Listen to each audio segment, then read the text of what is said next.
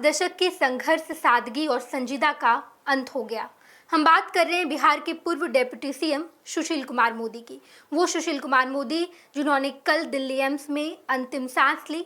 लगातार 6 महीने से कैंसर से पीड़ित थे, लेकिन कल 9:25 में उनका निधन हो गया। आज पूरा देश शोक में है क्योंकि बिहार ने एक अपने दिग्गज नेता को खो दिया है। बता दें आपको कि सुशील कुमार मोदी के बारे में ढेर सारी कहानियां चर्चा का विषय रही है, लेकिन आज हम आपको उनकी जीवन शैली के बारे में बताएंगे। पूर्व उप मुख्यमंत्री सुशील कुमार मोदी छात्र जीवन से सामाजिक और राजनीतिक मुद्दों को लेकर जुझारू रहे। वे 5 दशक तक बिहार के राजनीतिक पटल पर छाए रहे और राजनीति की काजल की कोठरी से बेदाग निकले। उनके चरित्र पर कभी कोई आरोप नहीं लगा। वे बचपन से राष्ट्रीय स्वयंसेवक संघ और अखिल भारतीय विद्यार्थी परिषद से जुड़े रहे। जब 70 के दशक में विश्वविद्यालय शिक्षा के लिए पटना विश्वविद्यालय में नामांकन कराए तो छात्रों की समस्याओं को दूर करने के लिए वे हमेशा आगे रहे। यही उनका राजनीतिक में प्रथम परिचय हुआ। 1973 में पटना विश्वविद्यालय छात्र संघ के चुनाव में लालू प्रसाद अध्यक्ष और सुशील कुमार मोदी महासचिव निर्वाचित किए गए। इसके बाद वे सक्रिय राजनीति में शामिल होने लगे। 1974 के छात्र आंदोलन के तत्कालीन नायकों में वे प्रमुख रहे। 1980 में जब भाजपा का गठन हुआ तब वे स्थापना काल से ही उससे जुड़े रहे और पार्टी के तेज तर्रार नेता के रूप में उभर कर सामने आए। जेल में हाथ में रहती थी संस्कृति के 4 अध्याय।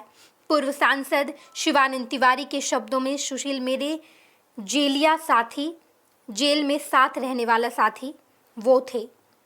मुझसे वैचारिक तौर पर हमेशा सुशील कुमार मोदी का मतभेद रहता था, लेकिन कभी मनभेद नहीं रहा। यूँ कहें कि 36 का रिश्ता था, लेकिन व्यवहार कुशल इतने थे कि हर सुख दुख में वे जरूर मिलने आते थे। उनमें पढ़ लिखने का शगल छात्र जीवन से ही था। छात्र आंदोलन के दौरान करीब 3-3.5 महीना हम दोनों जेल में रहे और इस दौरान सुशील मोदी के हाथों में पहली बार मैंने राष्ट्रकवि रामधारी सिंह दिनकर की पुस्तक संस्कृति के 4 अध्याय को देखा था और उसे लेकर पढ़ा भी था।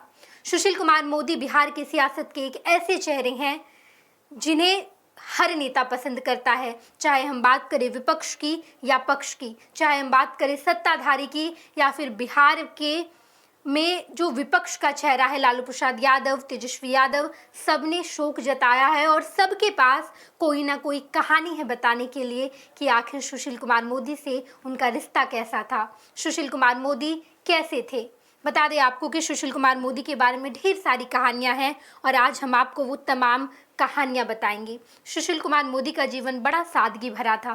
कहा यह जाता है कि सुशील कुमार मोदी जब भी विधानसभा या विधान परिषद में होते थे हमेशा वो लंच लेकर आते थे। उनके पास रोटी और भुंजिया होता था। बड़ी सादगी जीवन जीते थे। बाहर के खाने से परहेज करते थे, लेकिन उनके घर कोई आ जाए तो मेहमान नवाजी में पीछे नहीं हटते थे। उनके घर कोई आ जाए तो ढेर सारा पकवान बनाते थे, लेकिन जब वो खाने की टेबल पर बैठते थे तो उनके प्लेट में ज़्यादातर करेले का भुजिया और रोटी हुआ करता था। भुजिया रोटी वो खाते भी थे और कहीं जाना हो तो भुजिया रोटी लंच में भी होता था। टिफ़िन लेकर हर जगह जाते थे और समय के पाबंद थे। समय पर खाना खाते थे। इस वजह से अगर वो किसी काम में व्यस्त भी हो जाए तो उनके आसपास के कई लोग उन्हें रोटी का रोल बनाकर उनके हाथों में थमा देता था और सुशील मोदी काम के साथ साथ अपना लंच भी कर लिया करते थे। बिहार के पूर्व उप मुख्यमंत्री सुशील कुमार मोदी ने बिहार सरकार का 11 बार बजट पेश किया था। ये एक रिकॉर्ड है। वर्ष 2005 के नवंबर में बिहार में एनडीए की सरकार बनी, तब वो उप मुख्यमंत्री बने। साथ ही उन्हें वित्त विभाग की जिम्मेदारी दी गई थी। वो जितने दिन एनडीए की सरकार में रहे वित्त विभाग का जिम्मा उन्होंने ही संभाला। पहली बार उन्होंने वर्ष 2009 में विधानमंडल के दोनों सदनों में बजट पेश किया था। वित्तीय मामलों के वे काफ़ी जानकार थे। वित्तीय मामलों में उनकी रुचि भी थी। वो इस बात को कहा भी करते थे, 2006 से वर्ष 2013 तक उन्होंने लगातार 8 बार बिहार का बजट पेश किया। इसके बाद बिहार में राजनीतिक परिस्थिति ऐसी बनी कि जून 2013 से जुलाई 2017 तक भाजपा सत्ता से बाहर रही।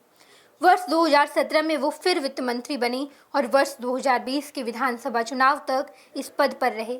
इस दौरान उन्होंने 3 बार बजट पेश किया और कुल मिलाकर सुशील कुमार मोदी ने 11 बार बजट पेश किया है और जब जब सरकार में रहे वित्त विभाग उन्हीं के पास थी। सुशील कुमार मोदी एक ऐसे नेता में शामिल है जिनका नाम आज हर कोई ले रहा है। देश की सियासत ने एक ऐसे दिग्गज नेता को खो दिया कि जिसकी कमी हमेशा महसूस होगी। सुशील कुमार मोदी ही वो हस्ती थे जिन्होंने लालू प्रसाद यादव का चारा घोटाला खोलने से लेकर के जेल के दरवाजे तक लालू प्रसाद यादव को पहुंचाने की पूरी रणनीति तैयार की थी। उन्हीं के पीआईएल पर सीबीआई ने इस पूरे मामले की जांच की और उसके बाद लालू प्रसाद यादव जेल के सलाखों के पीछे पहुंच गए। लालू प्रसाद यादव को सत्ता से हटाने में सबसे बड़ा हाथ सुशील कुमार मोदी का है, लेकिन इसके बावजूद जब भी सुशील कुमार मोदी और लालू प्रसाद यादव को एक दूसरे की जरूरत पड़ी तो वो एक साथ आए। लालू प्रसाद यादव और सुशील कुमार मोदी का 36 का आंकड़ा था, लेकिन इसके बावजूद उनका व्यक्तिगत संबंध बेहद ही खूबसूरत था और यही वजह है कि जब सुशील कुमार मोदी की तबीयत खराब होती है और सुशील कुमार मोदी दिल्ली से फिर से जब पटना आते हैं और तब उन्होंने लिखा कि सुशील कुमार मोदी मेरे अच्छे साथी रहे हैं। हम छात्र संघ से निकले हैं, छात्र नेता जब हम हुआ करते थे तब सब एक साथ थे, लेकिन आज सुशील कुमार मोदी की अंतिम यात्रा होने वाली है और इससे पहले पूरा बिहार सूना पड़ गया है। पैनोरमा ग्रुप, जो सोचता है वो करता है। आपके अपने सपनों का आशियाना। ये लो मुंह मीठा करो, आज मैंने अपना जॉब छोड़ दिया। अब हम पूर्णिया वापस जाएंगे। जॉब छोड़ दिया है? मतलब ये घर कैसे चलेगा? हम करेंगे क्या? और माँ बाबूजी क्या बोलेंगे? इसलिए मैं एक और मिठाई का डब्बा लाया। अपने बिजनेस के लिए लोन अप्रूव हो गया। अरे लोन अप्रूव हो गया वो तो ठीक है, लेकिन पूर्णिया में हम रहेंगे कहाँ? अपना घर भी तो नहीं है वहाँ। इसलिए तो एक और मिठाई का डब्बा अलग से लाया हूँ। हमने पूर्णिया में घर ले लिया है, पूर्णिया के ई होम्स पैनोरमा में। पूर्णिया में पैनोरमा ग्रुप लेकर आए हैं ई होम्स पैनोरमा।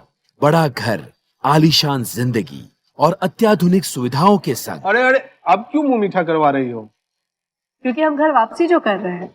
घर वापसी की खुशी पूर्णिया में ई होम्स पैनोरमा के संग।